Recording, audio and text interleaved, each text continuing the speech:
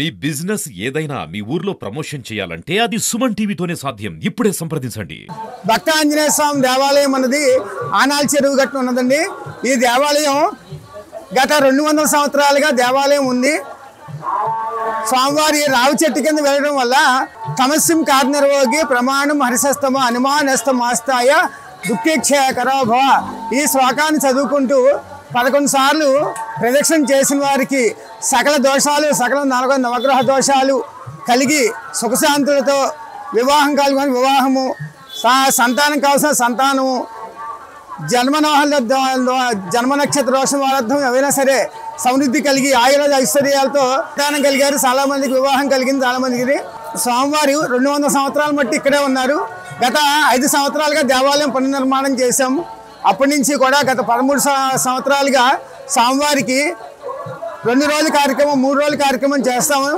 మొదటి రోజు స్వామివారికి అభిషేకము, రెండో రోజు మన్యుపతి హోమం చేస్తాము, మూడో రోజు స్వామివారి కళ్యాణము, అనంతరము అన్నదాన సాయంత్రం చేసి స్వామివారి అనుగ్రహం చేసి భక్తులందరూ ఆయుర్వేద సుఖసంతాలతో విలసిస్తున్నారు. స్వామివారి యొక్క నిదర్శనం ఏంటంటే ఎవరు ఏది కోరుకుంటే అది నెరవేరుతోంది. నేను మా నాన్నగారు రామం గారు అండి, ఉదయ భాస్కర్ రామం గారు, వాళ్ళు ఇంచుమించు 70 సంవత్సరాల మట్టి దేవాలయం చేశారు. అప్పటి నుంచి ఇప్పటివరకు కూడా దేవాలయంలో ఎవరు కోరుకుంటే వారు, ఏది కోరుకుంటే అది, వివాహం అయితే వివాహం, సంతానం అయితే సంతానం కలిగి అందరూ కూడా సుఖ సంతాలతో ఉన్నారు స్వామివారి అనుగ్రహంతో. హనుమత్ జయంతి సందర్భంగా ఆనాల చెరువుగట్టు దగ్గర వేయించేసి ఉన్నటువంటి రావి చెట్టు మొదట్లో ప్రతిష్ఠ చేసినటువంటి ఆంజనేయ స్వామి, ఈయనకు చరిత్ర పూర్వం సుమారు 200 సంవత్సరాలుగా ఈ గ్రామంలో ఉన్నది. 13 సంవత్సరాల క్రితం ప్రతిష్ఠ చేశారు. తర్వాత నూతనంగా ఆలయం ఒక 5 సంవత్సరాల క్రితం నిర్మించారు. అప్పటి నుంచి కూడా 13 సంవత్సరాల నుంచి వార్షిక మహోత్సవాలు క్రమంగా చేస్తున్నారు అందరూ భక్తులందరూ కలిసి. ఈ సంవత్సరం ఏమిటంటే ఈ సంవత్సరం 3 రోజుల కార్యక్రమం నిర్వహించారు. మొదటి రోజు విఘ్నేశ్వర పూజ, పుణ్యాహవాచన, పంచగవ్యము, అఖండ దీపస్థాపన, మండపారాధన. తరువాత స్వామివారికి మన్యు పాశుపత హోమం జరిగింది.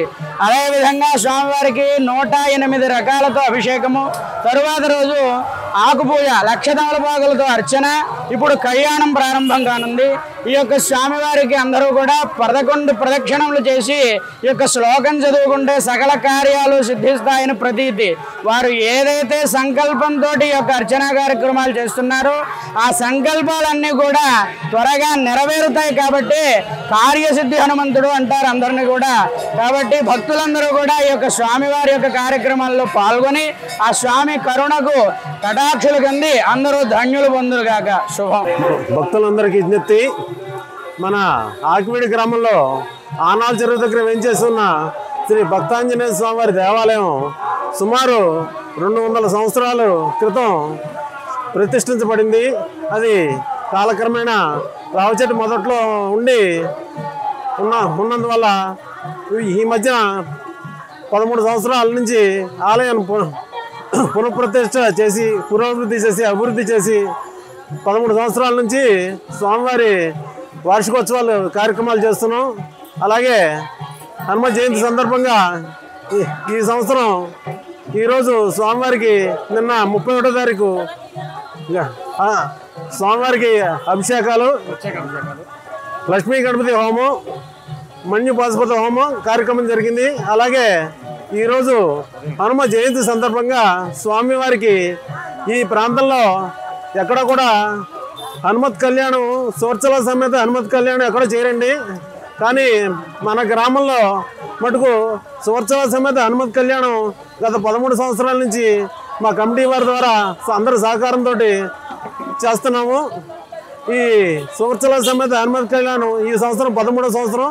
ఇది అయిన తర్వాత అందరికీ భక్తులందరికీ కూడా అన్న సమారాధన కార్యక్రమం కూడా పెడుతున్నాం. భక్తులందరికీ కూడా సుమారు 2000 మంది వరకు అన్న సమారాధన కార్యక్రమం కూడా చేస్తున్నాం. ఈ స్వామివారికి భక్తులందరికీ కూడా ఎంతో నమ్మకంగా ఉండి అన్ని కోరికలు తీరుతున్నాయని అందరికీ ప్రతీతి. కావున అందరూ కూడా స్వామివారిని దర్శించుకుని స్వామివారి కృపకు పాత్రలు కావాల్సిందిగా కోరుతున్నాము. ఇట్లు శ్రీ భక్తాంజనేయ స్వామివారి ఆలయ కమిటీ, ఆకివీడు.